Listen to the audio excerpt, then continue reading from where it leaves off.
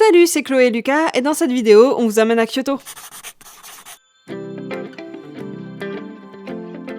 Après 2 heures de galère avec les tickets, on a enfin pu prendre le Shinkansen.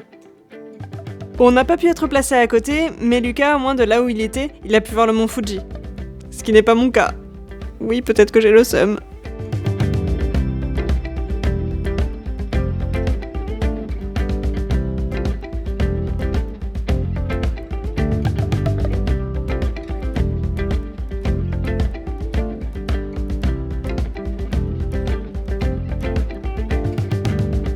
Après moult galères, on a enfin pu profiter de Kyoto.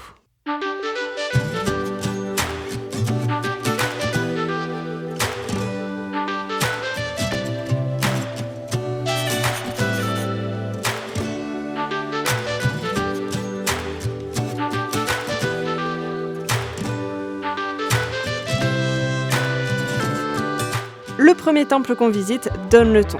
Il était gigantesque. Et à côté, le Sensoji paraît même un peu petit. Mais ça, c'était que le début de notre visite. Et franchement, ça nous a donné envie de voir plus.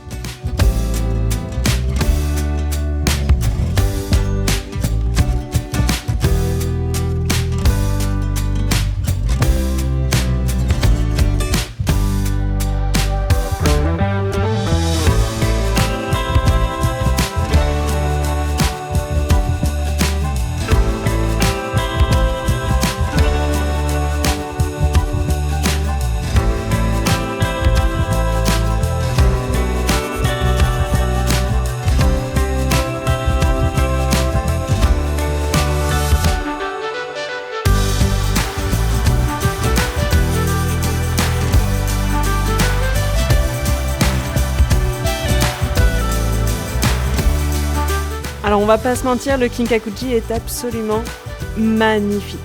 Le doré du temple se marie super bien avec le rouge des érables japonais. Bon par contre, il y avait du monde.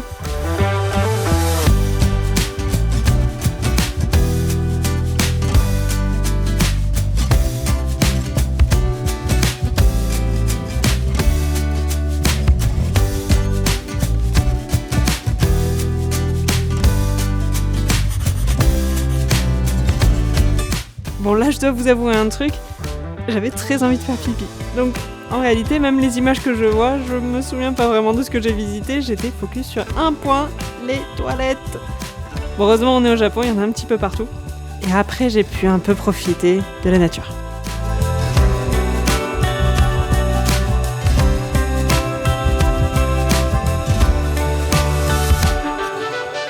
L'incontournable de Kyoto, c'est évidemment la forêt de bambou d'Arashiyama.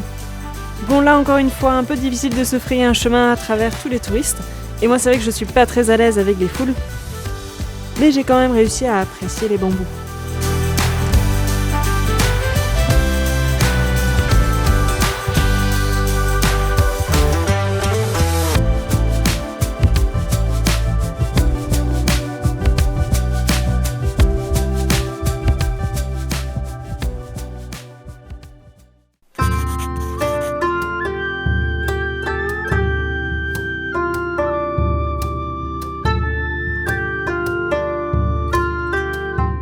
Fin de journée, on va pouvoir se reposer dans notre logement, un ryokan.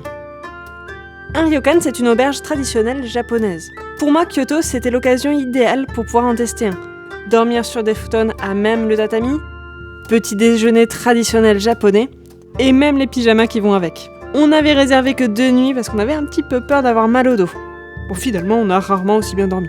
Bon, même si c'est un ryokan un petit peu plus moderne, et où il n'y avait d'ailleurs que des Français, les propriétaires étaient adorables avec nous. Et au moment de partir, le propriétaire nous a fait coucou jusqu'à ce qu'on soit sorti de son champ de vision.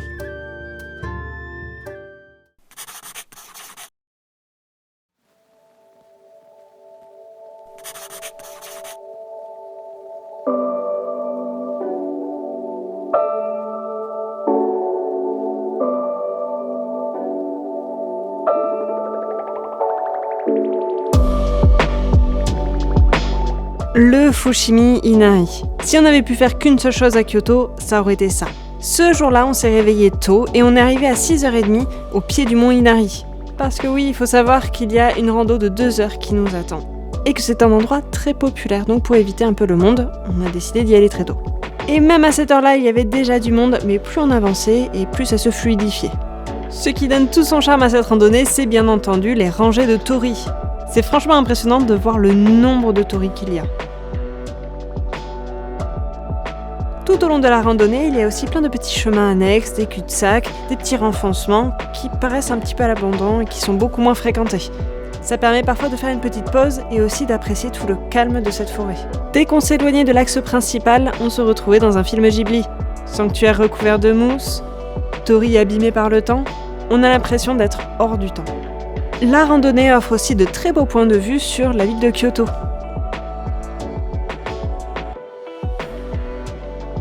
Le lieu nous a tellement enchantés qu'on y a passé toute une matinée. Alors est-ce que ce début de journée se passe mieux que hier? Oui, nettement mieux qu'hier. Est-ce que nous avons nos bagages? Presque. Mais on a le principal. on n'a pas oublié. Parce que hier, pour Petite anecdote. l'anecdote, on a galéré pendant une demi-heure pour prendre le Shinkansen, on ne comprenait rien. Résultat, on a pris des billets pour rien. Puis on est arrivé à Kyoto, sauf que j'ai oublié le bagage dans le train qui est parti à Osaka. Il a fallu retourner le chercher en fin de journée. Et en plus, les quelques autres trucs qu'on a fait, on n'a pas pu faire grand chose et c'était pas ouf. Alors que là, se lever à 5h du mat pour le Fushiminari, est-ce que ça vaut le coup? Ouais.